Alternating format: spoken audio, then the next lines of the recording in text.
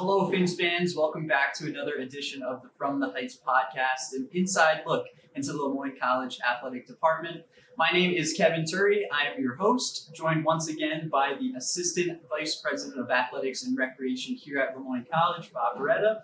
Bob, thanks so much for taking some more time to sit down with me. Yeah, my pleasure, Kevin. We're really looking forward to getting into some deep conversation today. Yeah, me too. And it's only been a few weeks since our last podcast episode. People at home might think that we don't have too much to discuss, but that is certainly not the case. So definitely stick around with us as we dive into all things Lemoyne. So to begin, we've been chronicling, over the course of this transition to Division I athletics, the facility updates and renovations going on here on campus. And even in this last 3 weeks, we've had another update here on campus, and specifically our men's baseball dugout project. So I wanted to have an update from you on the progress and what you've seen. Yeah, an outstanding addition to our portfolio of facilities here, Kevin. It's something we were in much need for. I thought we were in dire need of new dugouts. Our old dugouts were the original dugouts at Dick Rockwell Field. I thought they presented a safety hazard. They were small, so we had student athletes sitting outside the dugouts. And not what you'd like to see from a safety standpoint, but we were able to work with campus, design some spacious new dugouts. I think that there will be a tremendous enhancement to the student-athlete experience from a safety and wellness standpoint, but also just kind of feeling at home in your own facility. I think that these dugouts present that. And we're also now going to be able to present a very similar experience for our visiting student-athletes that come here to Ted Grant Field. They won't feel cramped and they won't feel like they're treated anything less than what we want our guests to feel like they're treated. And the same thing with the concession stand. We want those visiting, whether they be student-athletes or fans coming to the contest, to feel welcome and at home, and we really want to treat everyone with a first-class experience. And it certainly looks that way. The dugouts are almost complete, almost finished, some final touches to still go on to them. Again, it's not to beat a dead bush here, but, we really have so many different things going on here on campus, and we'll continue to touch on those throughout the spring with our additions to the softball complex coming as well. Yeah, we hope that softball press box will be in January, weather permitting. That project has been pushed a little bit just because of the vendor in terms of their ability to deliver the product. But hopefully they're online to deliver that in place in January. We know the weather will be perfect to put a press box in our facility next month. So hopefully that'll be in place as well. That'll make for a great setting for those that are telling the stories of our student athletes. So another step in the right direction from a facility enhancement standpoint, and much more on the horizon that we'll talk about in 2024. Yeah, I can't wait to dive more into that and, reveal some of the things that are going on behind the scenes here.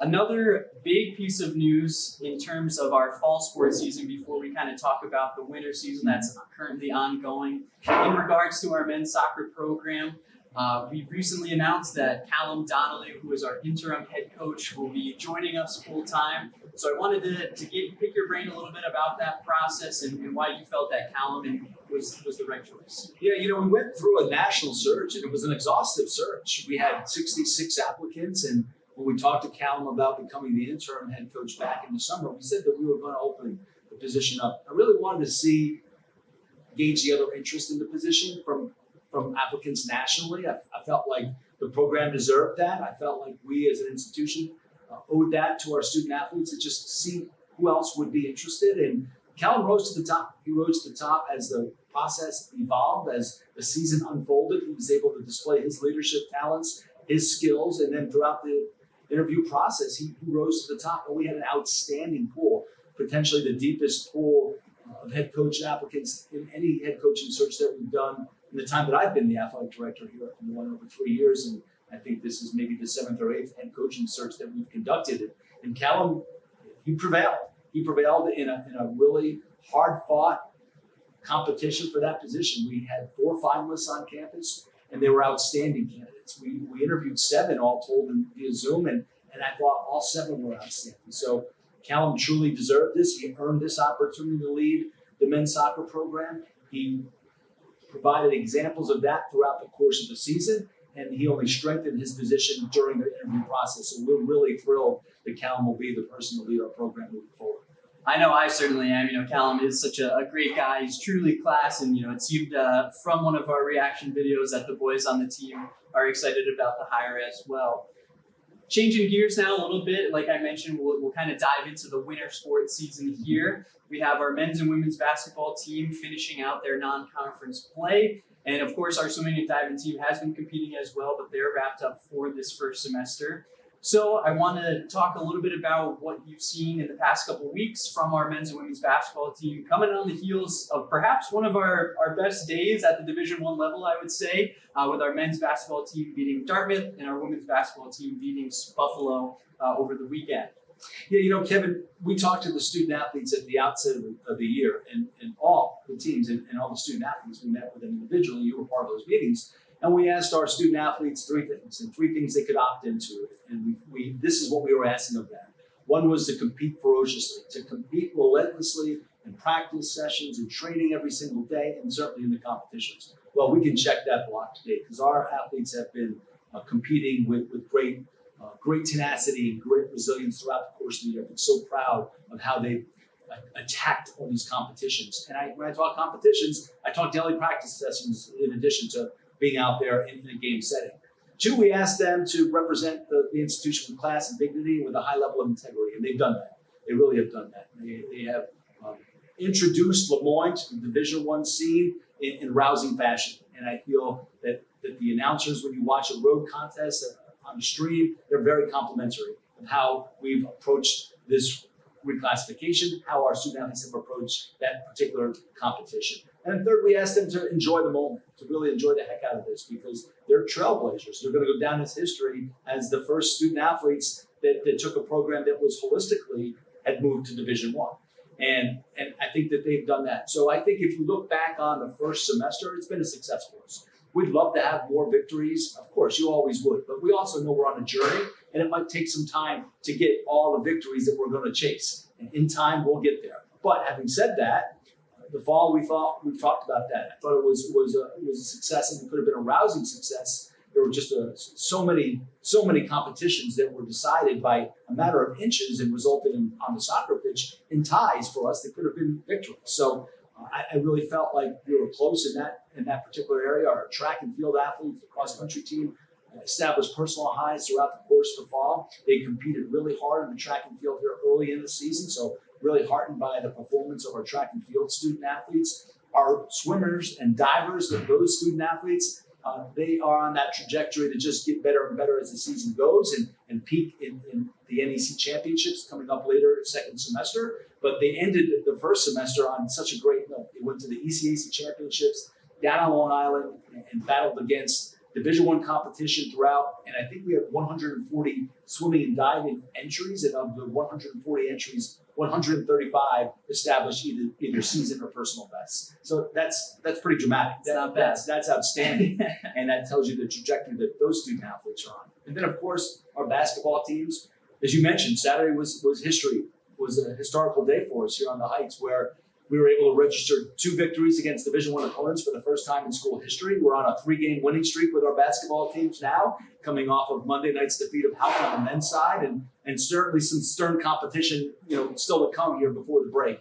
But I've been really, really pleased with the level of compete of both of those teams. They've just been relentless. You watch the women's team and they're such a fierce group of competitors. And the same thing can be said on the men's team. Both teams got thrown into the fire quickly. I think at one point, heading into the Colgate game a couple weeks ago, the combined record of our opponents on the women's side, I think, was 50-8, which is just incredible. Yeah. And the men have competed against teams like Villanova and Georgetown and Penn State before Christmas. And the women come back right after the break and take on a Princeton team that was nationally ranked earlier in the year. And they've already taken on 2 top 10 teams. So I think all these battles in which they've been part of is going to serve them well once we enter the NEC conference portion of our schedules. And once we get into conference play, they're going to be extremely competitive. I think it will fit in real well, and I think it's going to be an exciting couple of months around the basketball court for our fans. It truly is a testament to the coaching staff of each program and the student athletes to really rise to this new level. You can see just being here on campus how much different the level really is with some of these non-conference opponents that we're taking on here. Speaking of one thing you mentioned there, and the 3 things we asked our student athletes in terms of enjoying the moment, I think it was never more in the spotlight than our first inaugural game of the Battle for the Interstate for our men's basketball program, as Lemoyne and Binghamton go on this endeavor of a new rivalry that certainly felt like an established rivalry when we were down there. So I wanted to ask what your thoughts on, the first rivalry game were, and personally how much I thought of a success that it really was. Yeah, it was outstanding. The Battle for the Interstate, right? The Corridor Classic, as we're kind of referring to it. But many thanks to Adam Weitzman, who stepped forward to his foresight and his vision to try to create this rivalry between Binghamton and Moyne that'll last hopefully for years and years to come. But there was a great energy in the building. We were able to bring 5 busloads of students down. And it was fun to see the two student bodies kind of going back and forth. Highly competitive game. We ended up losing by double digits, but it was not indicative at all of how close that contest was. I think we led by 7 points in the second half at one point, and it was just a great electric atmosphere for us and something we're looking to build on. But those are the types of rivalries that we feel that Division I can allow now. We have so much inventory in our backyard, whether it's Binghamton or Colgate, Cornell, St. Bonaventure, and then you go a little bit farther, you have the teams to the east in the Albany area, Albany and Siena. You go to the west and you have schools like Canisius and Niagara. You also have Army 3.5 hours away. So there's a tremendous opportunity to create these rivalries. And now we have the opportunity to create special moments, not just for our student athletes, but for the students. I think that if you ask any of the students that actually attended the game, and we had, again, 5 busloads that went down as part of our contingent, not to count for others who went on their own, I think they'll talk about that as maybe a highlight of the first semester here in the 23-24 academic year. It certainly was awesome to see our student body and our Lemoyne community show up in a big fashion at that game. We really are urging fans to come out and join us here on Ted Grant Court as we kind of progress through this next semester. And if you cannot, though, there is some exciting news we want to share as well coming up for some of our conference action here joining the Northeast Conference. As we've announced, some of our games here on campus will be broadcast on ESPN Plus and on the Yes Network, which is truly exciting. So I wanted to hear what your opinion on that is and how this transition to Division I has offered us that opportunity to be broadcast almost nationally, I'll say, with Yes Network, but of course on ESPN Plus if you have a subscription as well. Yeah, Kevin, we talked about this during the discernment process of what does this mean for the college? And I felt very strongly that this was an athletics move to elevate our athletics program, but more importantly, it was an opportunity to elevate the profile of the entire institution. When leveraged properly, athletics is a great tool. And when you have tremendous alignment like we have here at Moyne, we understand that athletics is a small portion of the mission. But our primary mission is to support the overall mission of the college. So through sport, we can raise the profile of the institution. I felt strongly about that. And I've never believed it more than today. We announced last week that there's an expanded television package, as you just touched on, and it's going to include broadcast appearances for the NEC teams on both ESPN Plus, which is national streaming service, and the Yes Network, which is the #1 rated RSN regional sports network in the country, has the widest distribution, and it's coast to coast. It's the Yankees channel, so it's got that brand equity. And these are the things that you want to align with. You want to align with excellence. We're an excellent. We aspire to be excellent in all areas. I feel like we are. Academically, we are certainly in the community and athletically, and now to partner with different brands such as Yes Network and ESPN Plus, it only elevates the overall perception of Moyne College. So for us, we were going to benefit greatly from this enhanced television package. I believe that the NEC announced that they'll have a 3-game package during the regular season on Yes Network, and 2 of those 3 games will originate from Ted Grant Court, which is awesome. Yeah, really exciting. And so 2 of the 3 games, not only will Moyne appear on them, but they'll be here. They'll be on our campus, and we'll be able to show off this magnificent campus to the world. And we talked about the power of Division I and the power of broadcast television. I'm still a believer in the linear side. I am a big streamer myself, but I also believe there's great value in being on linear television. And until this year, no Moyne teams were ever on linear television. And I think as of right now, we're scheduled to appear 6 times in all when you look back to the fall, and now it's coming in the winter. And then when our teams reach the semifinals and the finals of the NEC, championships, we'll be able to add to that total. And then perhaps some other games in the spring. So again, power of Division I, you have that platform, the opportunity to amplify the message of the college and to extend our brand beyond Central New York. I think that's all invaluable benefits of this reclassification. And once again, I just want to reiterate the fact that our community showed up in a big way for that first battle for the interstate game. And when we had this opportunity to showcase what the Lemoyne community really means here on our home court, we're really reaching out to you as fans to come and join us, showcase what this institution really is. Yeah, that's a great point, Kevin. And we want to invite all of our fans and guests. If you're going to come to 2 games this year, come to the game on January 19th and February 17th. Now, we have our Fins Frenzies dates, which we haven't announced, but that's going to be January 19th and January 21st. So I really want you to come to all 3 of those dates. But the Yes Network cameras will be here on January 19th and February 21st. So important for the world to see Lemoyne and for us to be introduced to that world with a great turnout and great spirit, great support. We have some surprises coming. We'll announce some things second semester. Really excited about things we're going to do to help ramp up the atmosphere here for those games. And I think people will be really excited about coming and watching our teams play. I know I certainly am. And of course, we want people to come out to every event here on campus, but, especially those ones where, we'll have a lot of eyes on the school. I think it's really important to come out and support Lemoyne if you choose to do so. Moving forward now, you touched on the spring semester a little bit. So we've had some exciting news here in the end of this week and next week as well, talking about our spring sports calendar and some opponents we've got coming up. So I just want to kind of generally touch on the spring season and what you're excited for. I know the weather's soon to turn here, so it won't feel like spring for a while, but what you're excited to see, from our teams here this spring.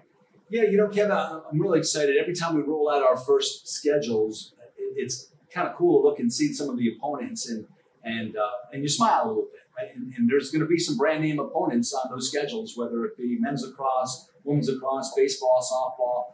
There's going to be a lot of name recognition on those schedules, and that's only the tip of the iceberg. It's the first step in the process, and that's only going to increase in terms of name visibility, brand equity in the course of the next several years. But I'm really excited to roll those schedules out. That as a department, we'll be able to introduce those to our fans that can start planning to come, and I think there's going to be a tremendous opportunity to come and see some highly successful, highly competitive Division I opponents come to Dick Rockwell Field, the softball complex, out in Ted Grant Field for lacrosse. I think it's going to make for an exciting couple of months as the calendar flips to February and March, because we will start with some home contests in February. I know our women's lacrosse team has got a very interesting game coming up early February, and that's one that I think folks from around here will be really excited about. We haven't released it yet, but we will soon. And I think these next couple of weeks, we're going to take that opportunity to announce those schedules, roll those out, and get people really excited about it heading into the new year. Yeah, we definitely have some fun social media bits as well coming out with some of our spring sports team to announce those schedules. So definitely keep your eyes out for those. And again, as we were talking about here, and to kind of wrap up, the weather is soon to turn. The spring is just around the corner, but it is the holiday season. It is almost Christmas time and the new year. So wanted you to have a moment here to address the Lemoyne community and wish happy holidays. Yeah, I really, Kev, I just want to thank everyone for their support. This has been an unbelievable year this past year here on the Heights. From the discernment process to making the decision to rolling out with the press conference, making that historical announcement, and then the support that we've received from so many people, not just attending the games or our events, but just the letters of support and the encouragement, even folks that maybe were a little bit anxious about the reclassification, the transition, now seeing how it's unfolded and evolved, really excited about it. So I really do want to thank the community for all the support that they've provided us over the past 12 months. I'm grateful. I'm grateful for our coaches and our student athletes and our staff, because they've embraced this challenge and embraced it at a high level. And it's exciting and gratifying to me to see the enjoyment process. And it's only going to increase as time goes on. So I'm grateful for so many things for the community, and I really just wanted to take the opportunity to wish everyone a happy and healthy holiday season and very prosperous new year for you and your families, and also for the Finns. We have great days ahead, excited about being part of this historical moment in time for this college. I'm blessed to be part of it. And I'm just so thankful to have the opportunity to work with great people like yourself, Kevin, and our student athletes. So to everyone out there, thank you so much. Best of luck to you and best wishes for a very prosperous 2024. Yeah, happy holidays, everyone. Thanks so much for tuning in, and we will see you next year. Until then, fins up. Fins up.